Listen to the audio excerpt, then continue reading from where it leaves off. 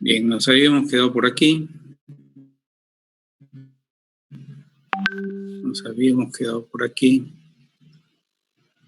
Y, a ver, avisen a sus compañeros para poder ingresarlo rápido, ¿ya? Porque si no estamos luego...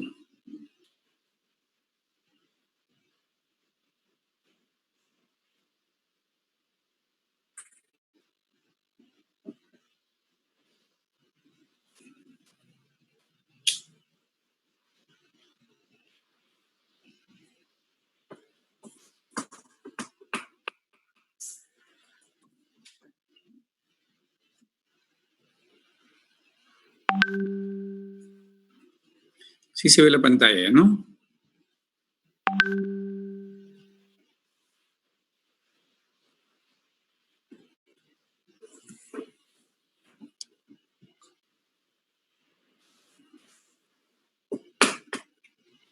Ya.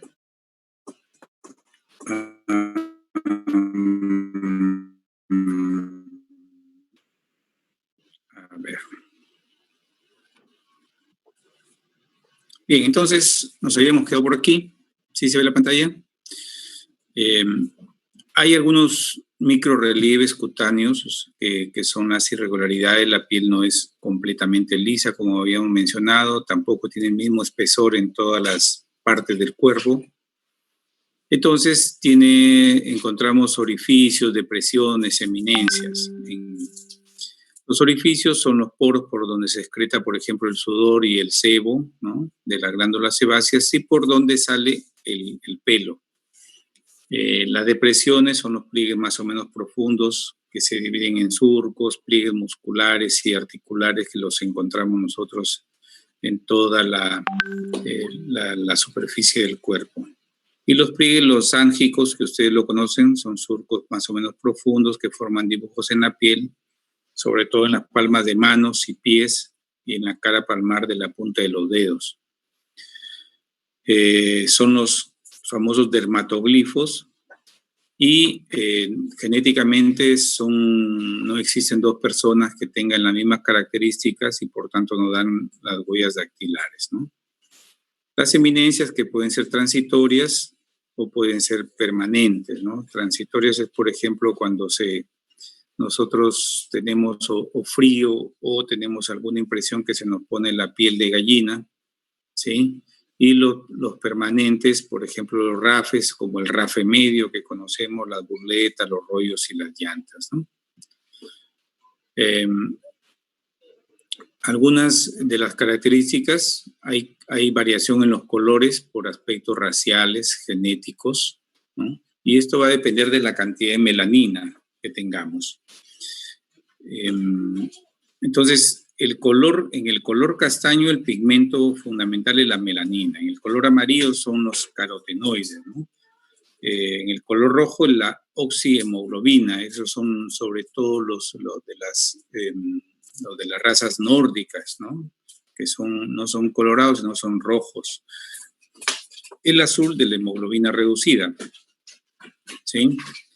Y de hecho hemos visto ya las variaciones de la piel normal, según el sexo, según la edad, vamos a tener pues variantes, ¿no? ¿Cómo evaluamos la piel? Cuando ustedes hagan su evaluación de piel en la historia clínica, lo primero que tienen que ver es el aspecto, ¿no? Es una piel sana, que no tiene nada, no tiene ni lesiones. Hay dos tipos de lesiones que vamos a encontrar, primarias o secundarias. Cualquiera de estas dos lesiones que ustedes encuentran ya lo hacen característico de una piel con lesiones. Y ver si la textura, si esta piel es lisa, es rugosa o es escamosa. Cada una de ellas nos va a llevar a un tipo de lesión primaria o secundaria, como vamos a ver a continuación. Ver la temperatura deben medirla ustedes con el dorso de la mano, no con la palma. Y tienen que hacerlo de forma secuencial y rápida. No deben quedarse en la evaluación de manera sostenida, porque de lo contrario tienen una falsa percepción.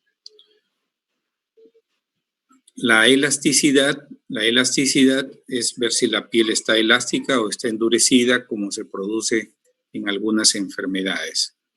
La humedad, si la piel está hidratada o es seca. Esto va a variar y nos va a dar características incluso de algunas enfermedades que pueden ser las neuropáticas, por ejemplo, que nos van a dar por acción o por daño a los nervios simpáticos, nos van a dar piel seca. El color es el color normal con cualquiera de las coloraciones que hemos mencionado. Y aquí lo que debemos ver de ver si hay variaciones al color, si la persona está cianótica o está itérica, por ejemplo. Y las lesiones que hemos mencionado, que son diversas, las vamos a ver luego. Y también no olvidar ver el estado de higiene, ¿no? Que es importante para la piel.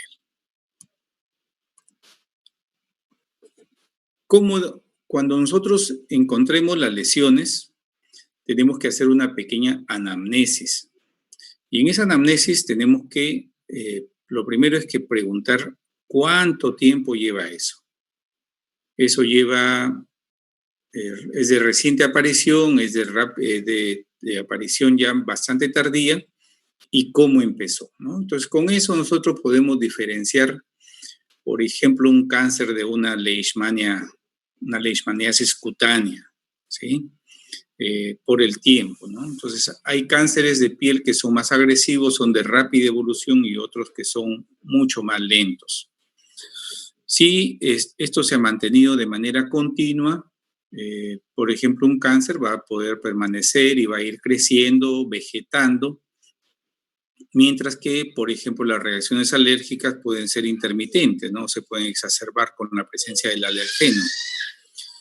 ¿Estas lesiones desde el inicio son como la estamos mirando o es que han tenido variaciones en el tiempo? Eso es importante porque muchas veces lo que vemos es la lesión secundaria y no la primaria.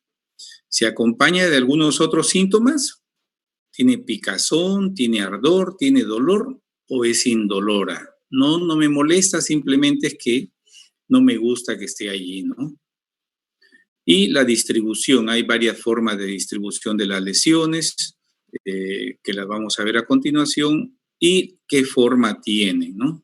¿Qué forma tiene? Hay que ver si la forma es regular, es irregular, es elevada, es deprimida, está al nivel. El tamaño es importante, vamos a ver luego qué importancia tiene el tamaño de la lesión. ¿Los bordes son definidos o son bordes no definidos? Que puede suceder en algunos cánceres donde el borde no es neto. La superficie regular, es irregular, qué características tiene y el color de la lesión. Entonces, con esto nosotros, con una pequeña anamnesis y una observación y quizá una palpación, podemos definir y describir bien la lesión. Si no describimos bien la lesión, pues estamos yendo rápidamente al fracaso. Así que es algo que debemos nosotros realizar sí o sí. La distribución, pues, puede ser una distribución localizada o generalizada. Entonces, cada una de estas localizaciones nos va a dar visos de hacia dónde va el diagnóstico. Las lesiones son simétricas o son asimétricas, ¿no? Tienen cierta discrecionalidad, o sea, están agrupadas, ¿no? Son coalescentes, o sea, se van juntando y coalescen, ¿no? Pues pueden ser de una distribución así más o menos simétrica, pero algunas se llegan a juntar de forma tal que hacen coalescencia, ¿no? Entonces, o pueden darse en una distribución quizá un tanto caprichosa, ¿no? Y pues tenemos una lesión con un margen bastante bien definido, como esta otra que tiene un margen muy poco definido, ¿no? Quizá aquí la figura no ayuda mucho, pero podemos establecer como una lesión de tipo circinata, ¿no? Circinata, arciforme, ¿sí? como un arco, anular, ¿no? A veces estas lesiones, ¿dónde las podemos encontrar? A veces en los hongos, ¿no? Tiene alrededor de esto, podemos encontrar, puede haber combinaciones de ambas. Por ejemplo, en el hongo podemos encontrar bordes circinatos, ¿no? Una lesión tipo circinata, pero anular, que en el centro no se encuentra descamación, pero alrededor sí, ¿no? Estas lesiones en iris, que se pueden encontrar estas, o las serpenteantes, que se pueden encontrar, por ejemplo, cuando tenemos algunos ácaros que tienen esa característica, ¿no? En fin, podemos encontrar lineares, algunas que van dando giros, y estas lesiones que se llaman zosterformes, ¿no? Zosterformes, que es característica de una metámera por las lesiones virales tipo herpes zóster o varicela zóster.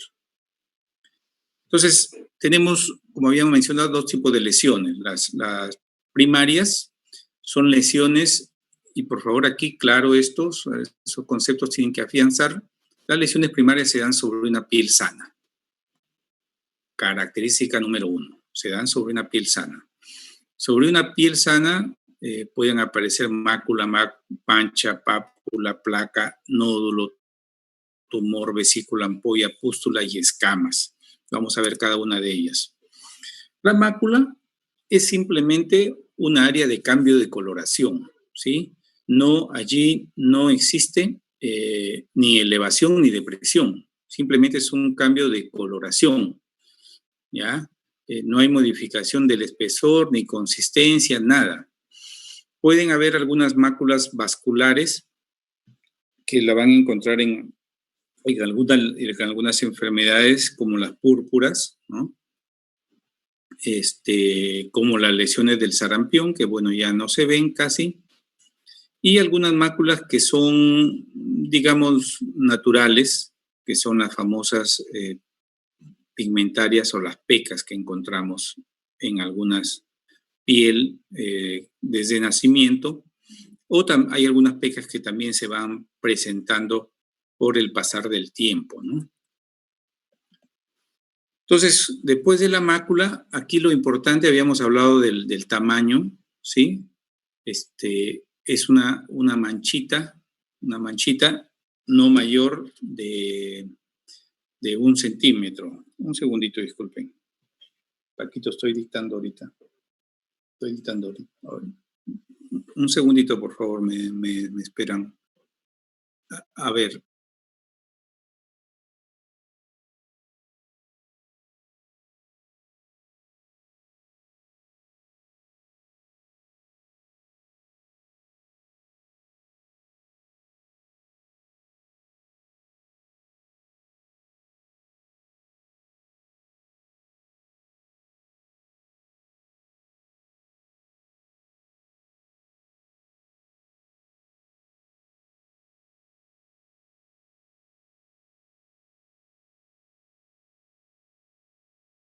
Bien, disculpen, una pequeña emergencia. Entonces, habíamos hablado un poquito sobre el tamaño, ¿no? Estas lesiones son menores de 1 centímetro, la mácula, ¿no? ¿Sí? Es menor de 1 centímetro. Luego tenemos el exantema, ¿sí? El exantema, que son, digamos, una especie de máculas que se presentan en el cuerpo. En este caso, por ejemplo, se habla de morbiliforme porque son pequeños puntitos que se presentan en todo el cuerpo. Este exantema es característico especialmente de algunas eruptivas o de algunas también lesiones que son por alergias, sin producir elevación. Entonces, por ejemplo, aquí vemos cómo aquí en esta zona están coalesciendo. Miren, es una distribución que podríamos llamar generalizada, pero aquí coalescen, miren. Se juntan, ¿no? Y hacen como una gran mancha, ¿no? Este es un exantema escarlatiforme, ¿no? Que es casi un enrojecimiento, o sea, es menudo, tan menudo, pero que da la apariencia de un enrojecimiento. Ese exantema se produce en piel. Cuando esa lesión pasa a las mucosas, entonces la denominación es enantema, y aquí lo que observamos es la garganta, ¿no? Aquí tenemos la úvula. Entonces, estas enfermedades eruptivas pueden tener un componente de, cuando ustedes se encuentren esto, pueden ir a evaluar la boca y lo que pueden encontrar es un enantema. Entonces, ustedes valoran de que esa persona tiene un exantema y un enantema. Quizás ustedes lo ven de esta forma, pero ya cuando indagan sobre la historia, van a ver de que aparece primero en unos segmentos y progresivamente se va generalizando. Entonces, así como existe la mácula, existe la mancha. La mancha es prácticamente lo mismo, pero varía en el tamaño, es mayor de 1 centímetro. Lo vamos a encontrar en los pacientes con vitíligo, que vemos a veces que son pacientes que van cambiando la coloración, se van despigmentando, y las manchas mongólicas, que son de los recién nacidos. Muchas veces se le dejó ese nombre de mongólica, pero realmente no tiene relación con el mongolismo, sino que cuando se escribió se planteó de que podría tener alguna relación. Entonces, mácula y manchas son lesiones, simplemente un cambio de coloración de la piel, que varían por el tamaño.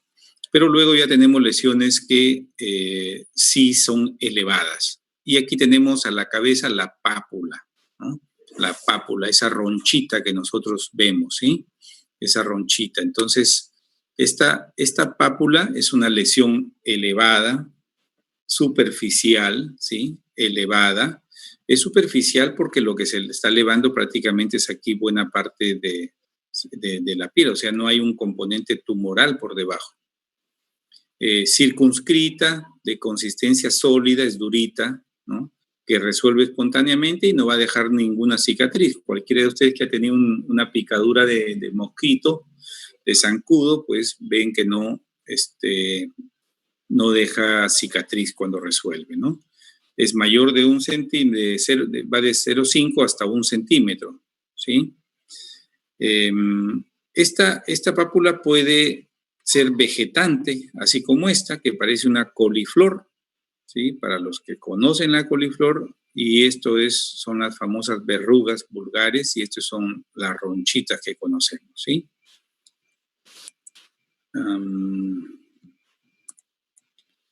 Luego de eso tenemos la placa. La placa ya es una lesión elevada, mayor de 1 centímetro, de consistencia sólida y bordes netos, ¿no? Miren aquí el borde, bien clarito, ¿no? Predomina la extensión en superficie, sino en profundidad. Ejemplo, la psoriasis. O sea, aquí lo que tenemos nosotros, observen, miren cómo se ha ensanchado la epidermis, y lo que se está produciendo aquí es una hiperkeratosis que nos provoca esto que vemos aquí como una placa, ¿no? Que descama.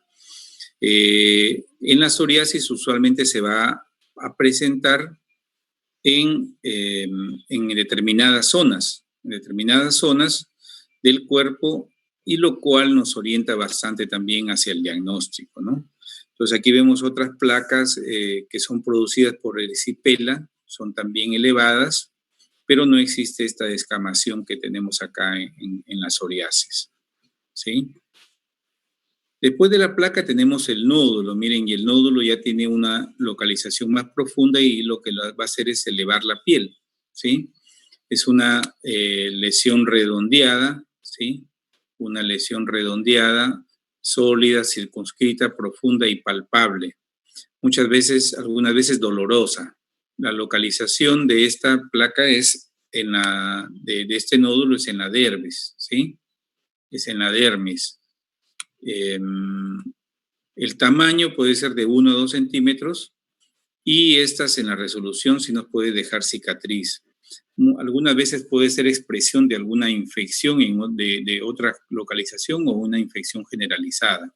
Por ejemplo, en este caso del eritema nodoso, que se da usualmente en las partes anteriores de las piernas, en personas que sufren de tuberculosis. No significa que aquí tengamos el bacilo.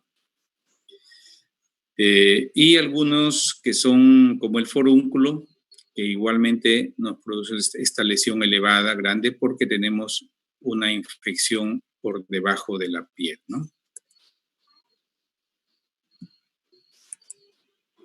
Luego lo que tenemos es el tumor, ¿no? El tumor, cuando hablamos de tumor, no necesariamente estamos hablando de cáncer. Es una lesión sólida, elevada, que puede o no estar claramente delimitada, ¿sí? Puede ser irregular, pero en este caso es mayor de 2 centímetros. En este caso, por ejemplo, un quiste dérmico que solamente tiene líquido, lo denominamos tumor, ya tiene más de 2 centímetros. Aquí, este es un tumor benigno de grasa, que es el lipoma, que puede tener diferente localización. Las vesículas son lesiones elevadas, circunscritas, superficiales, son intraepidérmica, ¿no? Que está llena de líquido seroso. Lo característico de aquí, para diferenciarlo de la ampolla, es que es menor de 1 centímetro. En estas vesículas son vesículas virales, probablemente un herpes, al igual de acá, que ese es un herpes bucal, ese es el labio, ¿sí? Y ese es un herpes bucal labial, ¿sí? Este de acá es un herpes zóster que se va a producir en una metámera, ¿no? Y a diferencia de ello, tenemos la ampolla, que es pues como una vesícula mayor de 1 centímetro de diámetro, ya son más grandes. Estas se encuentran en un gran grupo de enfermedades que se llaman enfermedades ampollares, ¿sí? Entonces, ahí la diferencia en que ustedes definan la vesícula de la ampolla, porque entramos en 2 campos diferentes para el diagnóstico, ¿sí? En este caso, el grupo de enfermedades ampollares en los adultos tenemos todos los pénfigos, ¿sí? Todos los pénfigos, penfigoides, hay todo un grupo de enfermedades ampollares, muchas de ellas asociadas a reacción inmune, y esta sí es una infecciosa que se da mucho en niños, es muy contagiosa y es el impétigo, ¿no? Que la característica aquí vemos quizá algunas que tienen lesiones un tanto mielicéricas. La pústula es una lesión similar a la vesícula, pero aquí sí ya tenemos, miren, el contenido es purulento, ¿sí? El contenido es purulento. La psoriasis no siempre es descamativa, como se ve, algunos casos ahí son de psoriasis pustulosas, ¿ya? De psoriasis pustulosas, que lo que encontramos es contenido purulento, ¿no? El acné, ¿no? Este tipo de acné con pústulas también, que es bastante común. Y ya casi para terminar, las primarias tenemos las escamas. En las escamas tenemos 2 tipos de lesiones, ¿no? Una que es muy común, que es la dermatitis seborreica, que se encuentran en zonas de seborrea, ¿no? Se encuentran en zonas de seborrea, acá en la cara, al borde de la piel, detrás de las orejas, alrededor de la pirámide nasal, como en este caso. Puede haber en el pecho también, ¿no? En estas hay desprendimiento, o sea, desde las capas externas, ¿no? Que es muy visible.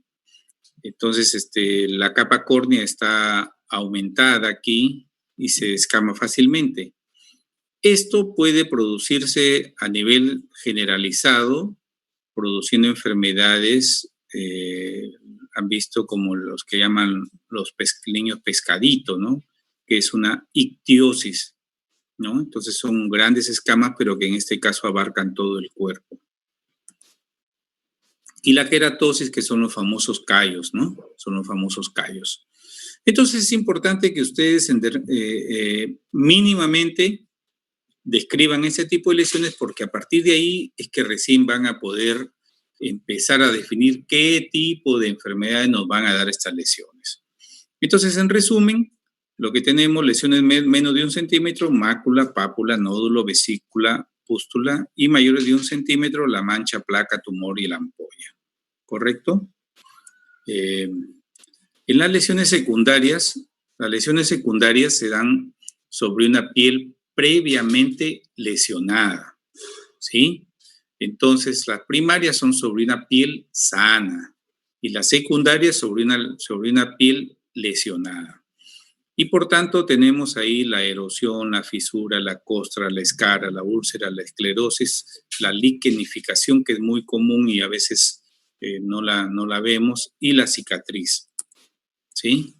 La erosión es la pérdida, cuando nosotros tenemos alguna inflamación, eso puede devenir en erosión, en la pérdida de la capa superficial, pero sin llegar a la dermis. Es una lesión excavada, húmeda, brillante, por la ruptura de la vesícula o de la bula, ¿sí? Luego de ello tenemos una fisura o grieta, pero ya miren, va profundizando más. Son grietas lineales que afectan la epidermis y la dermis superficial. Entonces, eso es diferente a la erosión, ¿sí? Es diferente a la erosión. Luego, algo que es muy común que pueden observar ustedes, que es la costra, ¿no? Es una lesión cubierta con suero, sangre, exudados purulentos, secos, ligeramente sobrelevada. No siempre, pero la mayoría de casos son sobrelevadas ligeramente. Luego tenemos la úlcera, que es la úlcera, que es la pérdida de la epidermis, y la dermis, que es de características cóncavas. El tamaño va a variar, podemos tener desde úlceras muy pequeñas hasta úlceras bastante extensas, que pueden constituir las escaras. Estas escaras, recuerden de que tienen toda una clasificación, y esta es una escara, por ejemplo, grado 1. Cuando nosotros veamos una persona postrada con esta lesión que simplemente ha cambiado de color, esta ya es una escara grado 1 que tranquilamente va a migrar a esto. Entonces, ¿cuándo debemos tratarla? Cuando está aquí. Y eso estamos hablando de tratamiento, pero la idea es prevenir que suceda eso, ¿no? Entonces, como saben ustedes, eso se produce por la presión que se ejerce sobre los vasos sanguíneos, que hay una privación sanguínea en esa zona. Luego tenemos la liquenificación. La liquenificación no es otra cosa que el acartonamiento de la piel. Entonces la piel, debido a que nosotros tenemos, por ejemplo, algún tipo de alergia, nos rascamos de manera persistente, entonces terminamos generando de que la piel reaccione y podamos nosotros tener una respuesta de carácter inflamatorio crónico, y por tanto se produce la liquenificación. La esclerosis es endurecimiento patológico, ¿no?, de un tejido u organismo debido al aumento progresivo de las células tejido conectivo. Entonces, lo que vamos a encontrar es que las manos se van endureciendo, ¿sí? La piel de las manos se va endureciendo de forma tal que nos permite incluso el movimiento, ¿sí? Finalmente, estas estrías cutáneas visibles de la piel que se conoce usualmente, la gente les llama celulitis, ¿no? Pueden ser de dos colores, pueden ser de color perla o de color violáceo, ¿no? Entonces aquí lo que ha ocurrido no es otra cosa que la ruptura o la pérdida de las fibras de colágeno o las fibras elásticas. Y esta situación nos llega a producir esta lesión secundaria que es la estría, ¿no? Las cicatrices, ¿quién no ha tenido una?, ¿no? Es prácticamente cuando la piel regenera, y algunas personas incluso los hace regenerar de manera patológica. No solamente depende de la persona, sino depende de la localización. Hay localizaciones que van a dejar cicatrices bastante prominentes, como por ejemplo, en este caso, la zona del hombro, ¿no? O puede tratarse aquí, por ejemplo, de la zona del tórax, ¿no? Que tenemos poca cantidad de tejido y eso quizá sea lo que nos produce estas lesiones tan grandes. Entonces aquí tenemos que evaluar tamaño, profundidad, localización, tiempo, edad y herencia, ¿no? Porque hay cierta tendencia hereditaria a hacer más o menos cicatrices. Una lesión que va a ser muy frecuente, que encontremos más aún en zonas soleadas como la nuestra, es algunas lesiones tumorales como el melanoma, ¿no? El melanoma. Entonces, si algo necesitamos dejar aquí es el ABCDE del melanoma. Entonces, miren, esto es algo que no tiene forma, no es redondo, no es ovoide, no es nada, es absolutamente asimétrico. Los bordes son irregulares, miren cómo en algunos casos, miren cómo estos bordes invaden la piel sana, ¿no? No son bordes netos. Hay un cambio de coloración y diferentes coloraciones en toda la lesión. Una característica importante es que el tamaño deba ser mayor o igual a 6 milímetros, ¿sí? Mayor o igual a 6 milímetros. Puede haber elevación o agrandamiento, ¿sí? Puede haber elevación o agrandamiento. Que no se les escape estas lesiones, por favor. El sistema piloso, rápidamente. El sistema piloso ya ustedes conocen por su estudio de histología y embriología. Tiene diferentes fases de desarrollo hasta que el cabello también se recambia, se pierde y vuelve a nacer algunas veces, otras veces, como en nuestro caso, ya se pierde completamente. ¿Qué es lo que debemos evaluar en el cabello? Primero, el color, ¿no? El color y pigmentación puede ser de diferentes colores y puede cambiar el color por la edad también, ¿no? Puede hacerse un color gris o canoso. Si está teñido, también esto hay que indicarlo porque puede darnos algunas características sobre el daño al cabello. ¿Qué distribución tiene el cabello? Si es de acuerdo al hombre, es de distribución androide, que usualmente siempre tiene sus entradas muy prominentes debido al influjo fisiológico que existe. ¿Qué cantidad? ¿No? Aquí es qué cantidad. Podemos encontrar hombres y mujeres con alteración en el cabello, en la cantidad de cabello, y eso nos puede traducir algunas enfermedades de carácter sistémico. La textura, el grosor, ¿no? Que son ya características familiares o raciales. La implantación sí es muy importante, ¿no? Entonces, hay que a veces incluso entremeter los dedos en el cabello, ajustar y ver si el cabello se sale con facilidad, para ver si hay problemas de implantación, de caída de cabello, como por ejemplo en el hipotiroidismo, ¿no? Y tampoco, igual que en piel, no olvidar la higiene, ¿no? La higiene pues nos somete a la presencia de hongos, a la presencia de bacterias, y usualmente hay la idea de las personas que empieza a caerse el cabello, de no lavarse el cabello porque dicen que cuando se lavan sienten que se les cae más. Y lo cierto es que estas personas se lavan cada vez menos el cabello y esa higiene va en contra de la caída.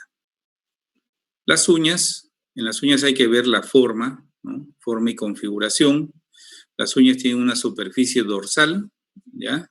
Ligeramente convexa, ovalada, y lisa, es elástica, ¿sí? Su espesor va de 0,3 a 0,65 milímetros, dependiendo de la uña, del tipo de uña que tengamos, ¿sí? De mano, pie, en fin.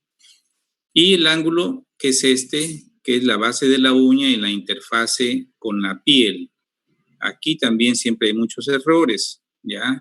Aprendan a ver, mírense su uñita así y vean que tiene un ángulo de 160 grados aproximadamente, ¿ya? El color va a ser un color, miren, uniforme, con excepción de la lúnula, ¿sí? De la lúnula, que tiene un color bastante más claro.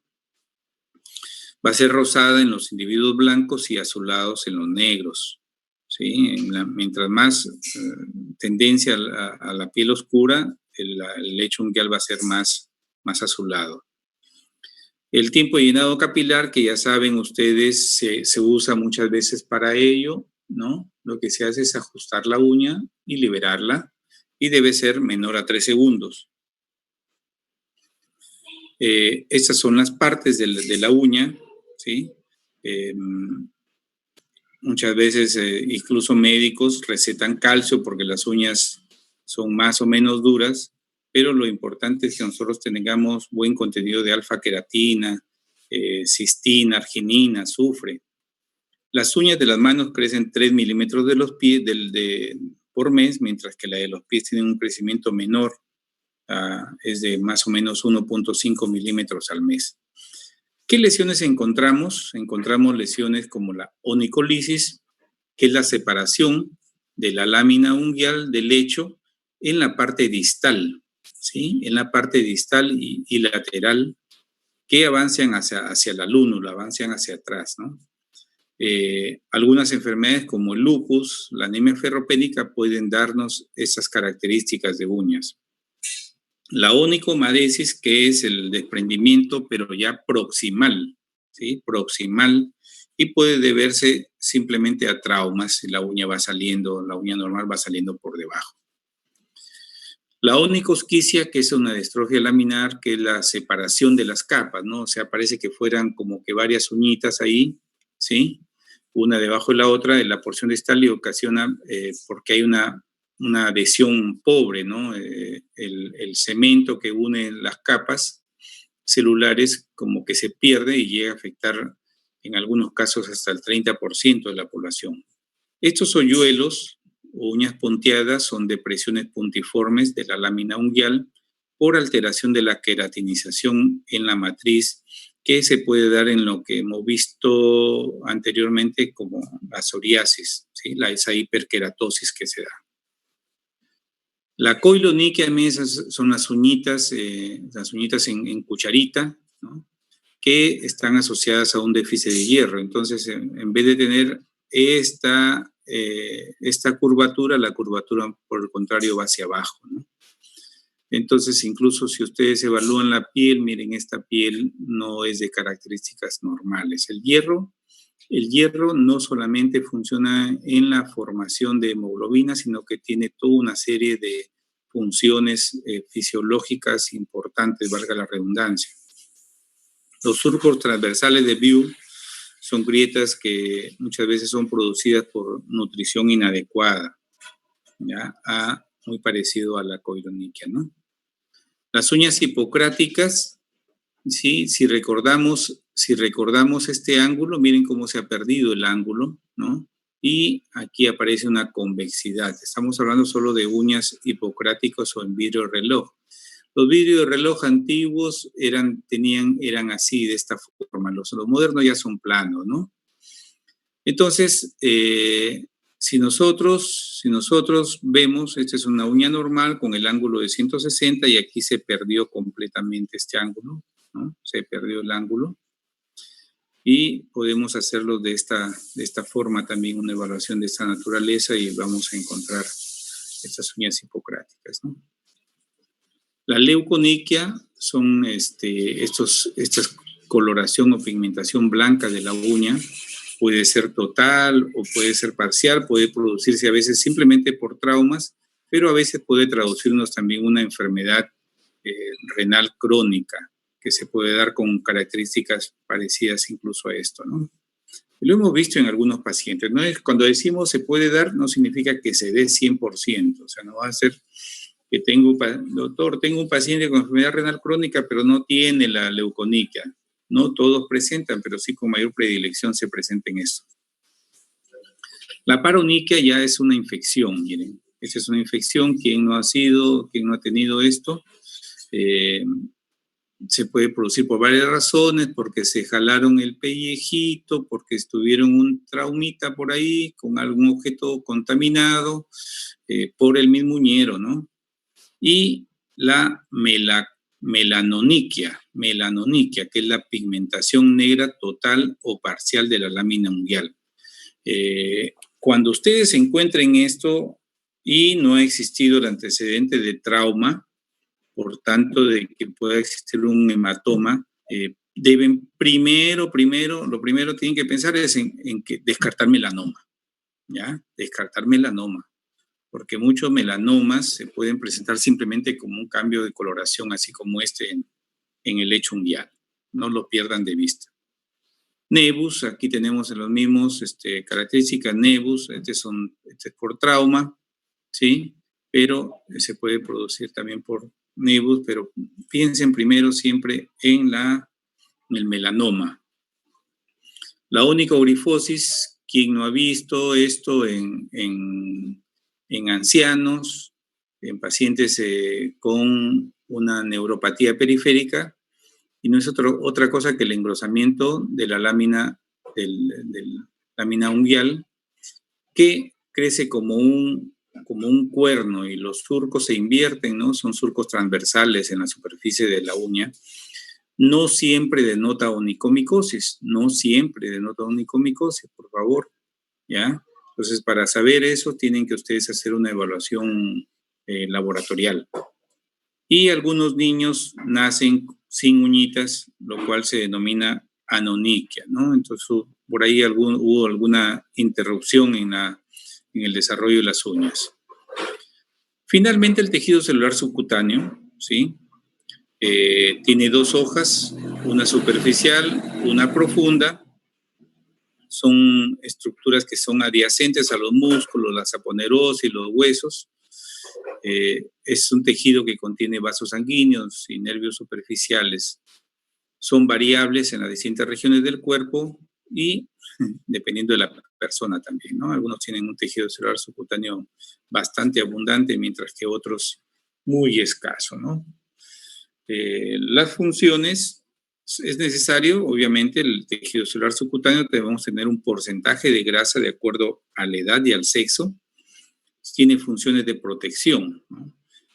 Amortigua los golpes, termorregulación, porque también nos va a funcionar en la termorregulación, como vimos la vez pasada en la reunión de evaluación de la temperatura. Es una reserva calórica porque la grasa pues almacena también energía. Aquí lo que tenemos que mirar es el trofismo, ¿no? Que es la cantidad de tejido adiposo que va a variar dependiendo de lo que hemos mencionado, edad, sexo, región del cuerpo, etcétera, ¿no? Y ver si está por de más o por de menos. Ver la lipodistrofia, que es la distribución que puede presentar la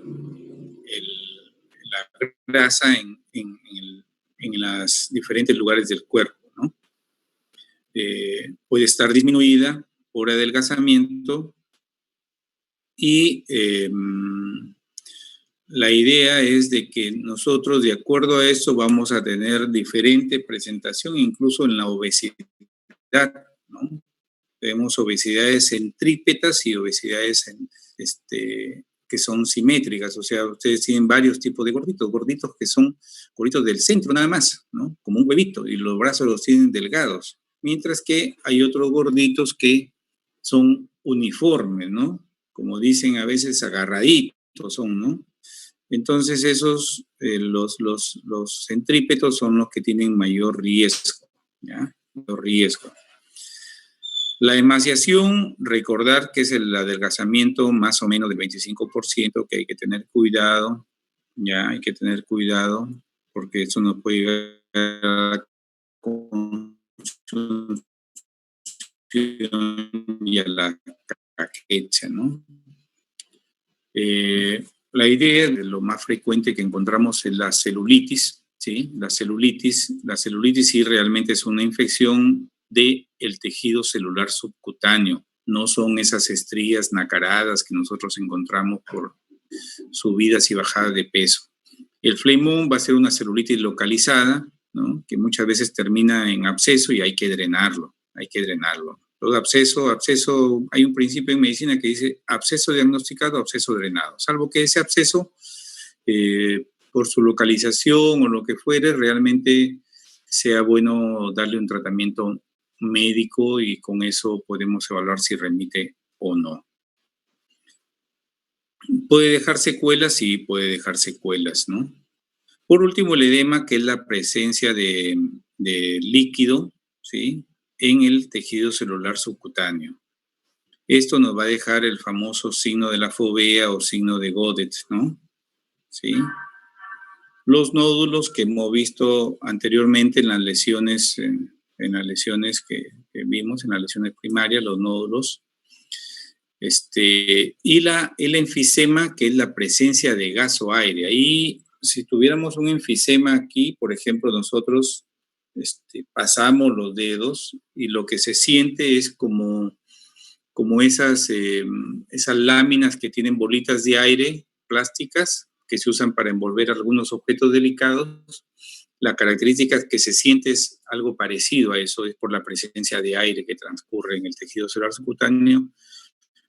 Puede obedecer a veces algún trauma cuando es, por ejemplo, en el tórax, que puede haber un neumotórax incluso y eso sale un poco el tejido, ¿no?, hacia el tejido celular subcutáneo. O puede obedecer también a alguna infección por anaerobios, ¿no?, que nos va a producir esta situación, ¿no? Muy bien. Con eso, pues, hemos cumplido con esta parte de tejido celular subcutáneo. No vemos a todos en la pantalla. Por favor, pongan su pantalla porque vamos a tomar la fotito de rigor. Vamos a tomar la fotito de rigor para los que no están en pantalla van a salir como ausentes, por favor, ¿ah? Y luego creo que eso tiene problemas en la... A ver, Diana Crisanto, por favor, esté presente. Richard, Ashley. Richard. Ya, muy bien. No se muevan un ratito, no se muevan, por favor, no pestañeen. Grecia, ¿estás ahí? Parece que estuvieras en foto. O tu internet no está bien. María Claudia, ¿está? Sí, está. Boris, Fabián. Muy bien. Muy bien, esos son todos. Bueno, como ven, esto de la piel es bastante sencillo, y que además nos puede dar luces, ¿no? Nos puede dar luces para varias otras enfermedades. Es complejo porque en muchos casos vemos la lesión, pero tenemos que recurrir a, ya digamos, lo que hacemos es entrar a un gran plano de enfermedades, y en algunos casos hay que hacer la biopsia, en otros casos hacer la extracción completa de la lesión, pero lo importante es que si ustedes describen bien la semiología, no es que ustedes digan así como un ojo clínico de arranque, esto está la enfermedad. No, es que ustedes, ¿estás por ahí o estás, te veo estática?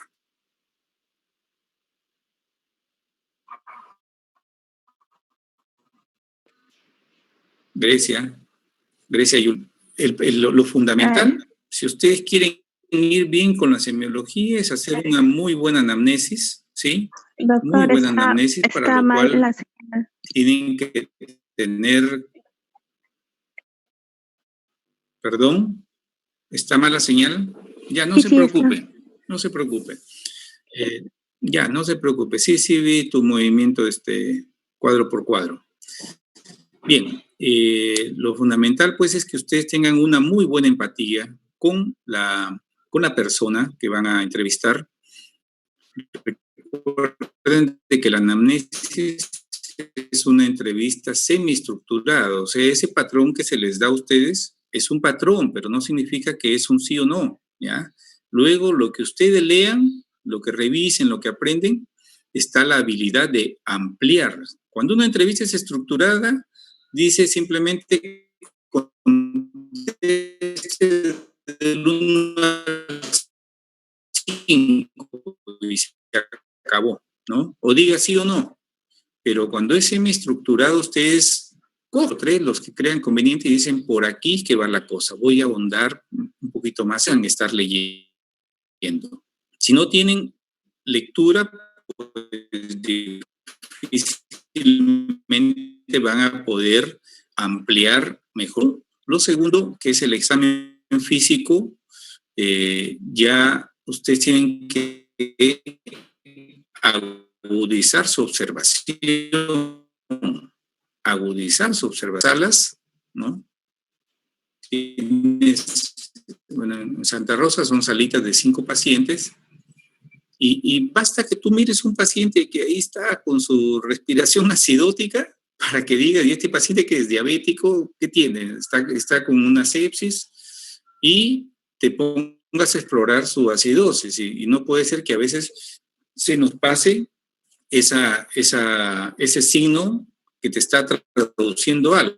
Entonces, ustedes tienen que agudizar su observación y luego, obviamente, entrenar sus oídos, entrenar sus manos para poder hacer un examen. Orientaciones son fundamentales. Hagan bien esta parte que es de la anamnesis y el examen físico, y todo lo demás no es sino aplicación de esto. Lo que sucede a veces con promociones que ya han pasado es que no hicieron bien la primera unidad, entonces el diagnóstico se van por cualquier otro lado y no por donde deberían ir. O sea, tienen a veces el diagnóstico ahí a la mano, al ojo, y se van por otro lado, entonces terminan haciendo diagnósticos de otras cosas.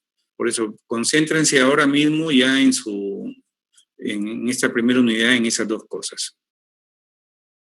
No sé si hubiera alguna pregunta. Nos hemos pasado un poquito de la hora, pero bueno, hemos tenido alguna pregunta. Muy bien, yo haber estado con ustedes. Ya nos vemos, que tengan buen día. Hasta luego, doctor. Hasta luego, doctor. Gracias. Gracias.